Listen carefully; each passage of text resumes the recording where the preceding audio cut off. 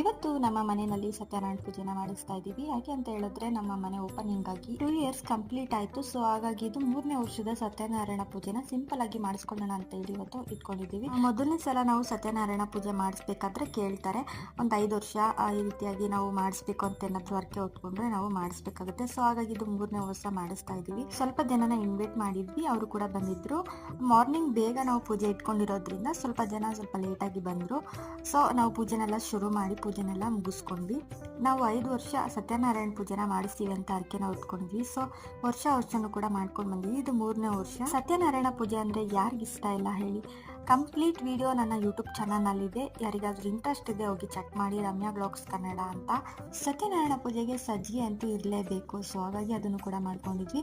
ಸ್ವಲ್ಪ ಪುಳಿಯೋಗರೆನೂ ಕೂಡ ಮಾಡಿಕೊಂಡು ಬಂದಿರೋರಿಗೆ ಪ್ರಸಾದವನ್ನಾಗಿ ನಾವು ಕೊಟ್ವಿ.